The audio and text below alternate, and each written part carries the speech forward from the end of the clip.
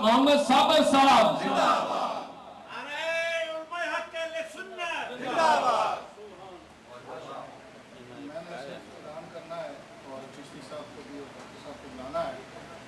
इसलिए कि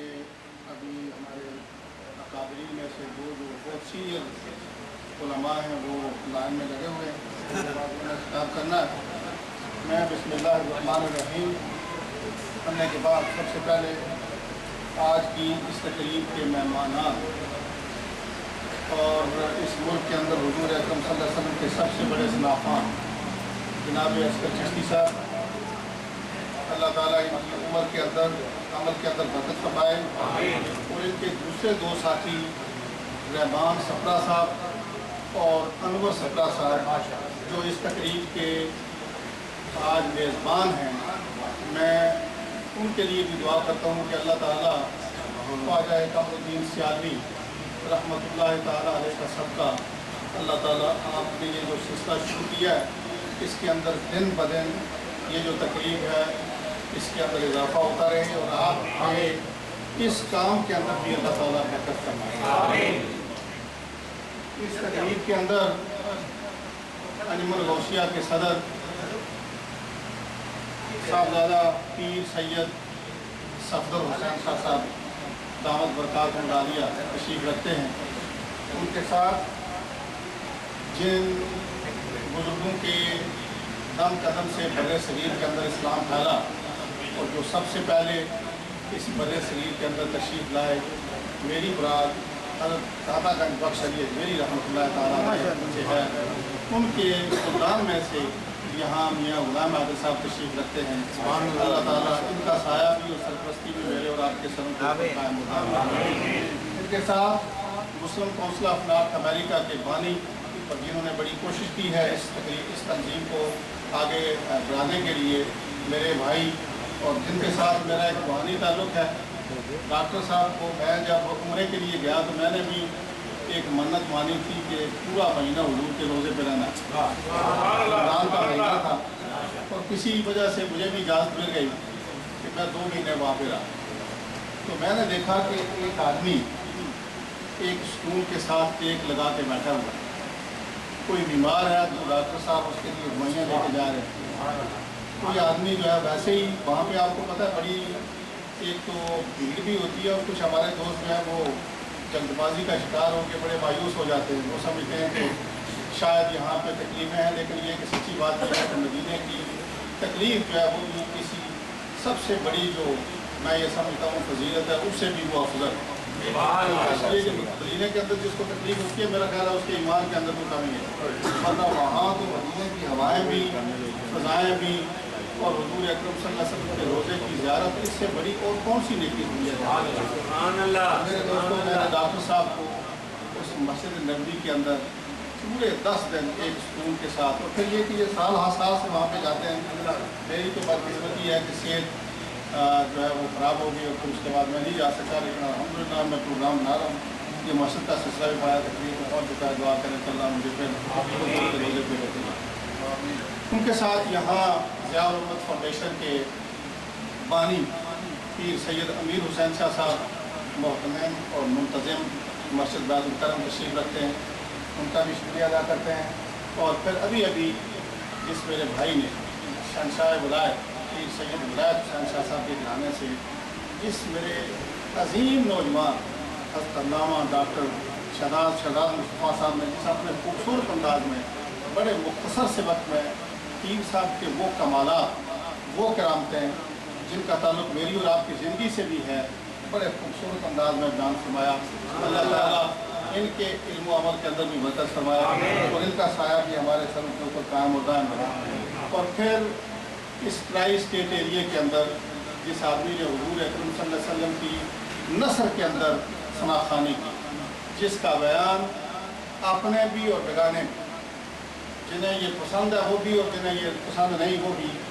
बड़ा दिल लगा के सुनते हैं। मेरी मुराद है हज़रत अल्लामा कारी सैफ नबी साहब, मैं उनका भी शुक्रिया अदा करता हूँ ये जो मेज़बान उनकी तरफ से जो तशरीफ़ लाए और बहुत ही खूबसूरत अंदाज में जो इनका अपना बयान करने का अंदाज़ है उसमें इन्होंने पीर सियालवी रहमतुल्लाह ताला अलैह के फ़ज़ाइल और कमालात मेरे और आपके सामने बयान किए। اور اس کے بعد میرے دوستوں یہاں اس محفل کے اندر صوفی باسپا صوفی مشتاق صاحب تشریف رکھتے ہیں، ان کا بھی شکریہ ادا کرتے ہیں۔ اور میں یہ بتانا چاہوں گا کہ جو تقریر یہاں پہ میرے بھائی سید شفقت شاہ صاحب نے بہت ہی جینون طریقے سے وہ حقائق میرے اور آپ کے سامنے بیان کیے، تو میرا دل یہ چاہتا تھا کہ اگر ٹائم کی قلت نہ ہو تو کیونکہ یہ ان کے ساتھ بیتے ہوئے لمحات تھے جو انہوں نے اس دربار پہ گزارے تھے، یہ ان کے اور تذکرے کرتے اور میرے اور آپ کے ایمانوں کے اندر اضافہ ہوتا ہے، بڑے خوبصورت طریقے ان کی بھی۔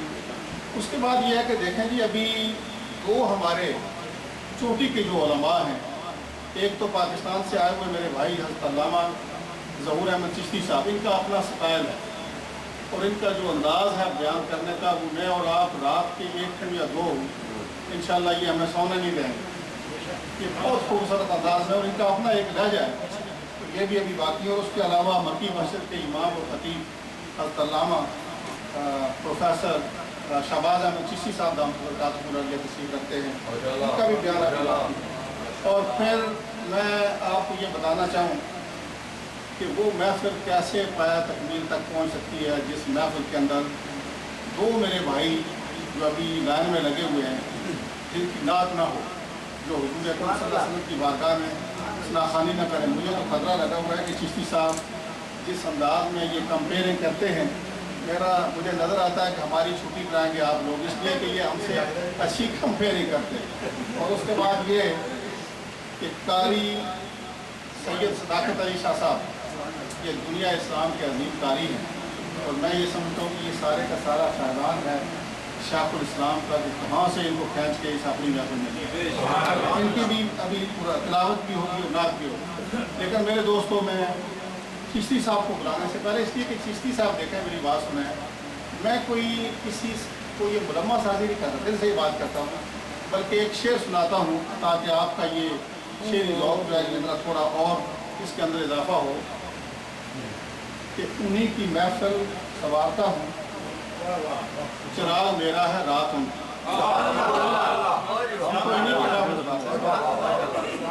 انہی کی محفل سنوارتا ہوں، چراغ میرا ہے رات ان کی، انہی کے مطلب کی کہہ رہا ہوں، زبان میری ہے بات ان کی۔ اور اپنے بارے میں یہ کہوں کہ اب میری کمر شمر یہ جو جواب دے گئی ہے، تو ایک شعر مجھے بڑا، جب میں اٹھا تو کمر درد کر رہی تھی، اٹھا نہیں جاتا تھا، تو مجھے قمر جلال آبادی کا ایک شعر یاد آ گیا۔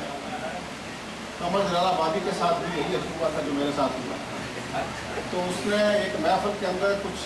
شعر سنانے تھے، وہ کھڑا ہوا تو اس نے ایسے ہاتھ رکھا کمر کے نیچے، تو شعراء جو ہوتے ہیں یہ بڑے تنقیدی، یہ تجدید کیا اس کو تنقیدی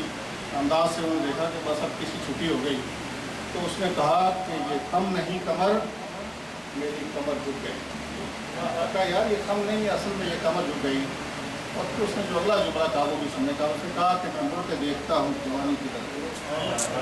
ہماری بھی جوانی چلی گئی، لیکن دوستوں یہ عزائم اور یہ جو بلبلے اور جذبے ہیں یہ انشاءاللہ زندہ ہیں۔ اللہ کرے کہ آج شیخ الاسلام کانفرنس کے حوالے سے ہم جو دوست یہاں پہ اکٹھے ہوئے ہیں، خداوند قدوس ہمیں ان کا صدقہ، ان بزرگوں کا صدقہ، ہم جو خالی دامن لے کے آئے بھر کے جانا، اس لیے کہ اولیاء اللہ کی جو محافل ہوتی ہیں ان کے اندر ہم اس لیے آتے ہیں، اس لیے ان کے تذکرے ہوتے ہیں کہ میں اور آپ اپنا تزکیہ نفس کر سکیں، اپنی اصلاح کر سکیں۔ اللہ والے جو ان کے نقشے قدم پہ چل کے، اور میں آپ کو ایک بات بتانا چاہتا ہوں، علماء اس کی تفصیل بیان کریں گے آپ کے سامنے، میں اس کو اپنے انداز میں آپ کے سامنے عرض کرنا چاہتا ہوں۔ وہ یہ ہے کہ یہ چمن مصطفیٰ کے صلی اللہ علیہ وسلم کے مختلف پھول ہیں، کہیں چشتیہ رنگ کے پھول آپ کو نظر آئیں، کہیں قادریہ رنگ کے پھول آپ کو جناب جگمگاتے ہوئے نظر آئیں گے، کہیں نقش بندی جو ہے وہ آپ کو جلاتے ہوئے ستارے نظر آئیں گے، اور کہیں سہروردی نظر آئیں گے۔ یہ وہ رنگ ہیں جو حضور اکرم صلی اللہ علیہ وسلم کے چمنستان کے ہیں، اور ان کے بارے میں اتنا یہ کہوں کہ یہ مینارہ نور ہے، جو کوئی بھی جس کسی کو فالو کرے گا وہ سیدھا حضور اکرم صلی اللہ علیہ وسلم کی محفل میں پہنچے گا اور پھر خدا کی بارگاہ۔ ہم یہاں بلا تفریق کوئی چشتی ہو، قادری ہو، سہروردی ہو یا نقش بندی ہو، ہم سارے کے سارے اولیاء کاملین اور ربانیین کی جوتیوں کا نور، اور ہم یہ سمجھتے ہیں کہ اس طرح کی محافل ہمارے نوجوان جو ساتھی ہیں وہ بھی हमारे जो बुजुर्ग हैं वो भी, हमारे जो बच्चे यहाँ पे आए हुए हैं वो भी यहाँ से कुछ ना कुछ शायद लेके जाएंगे। और मैं फिर दुआ करता हूँ आज की इस तकरीब के मेहमानान जो मेज़बान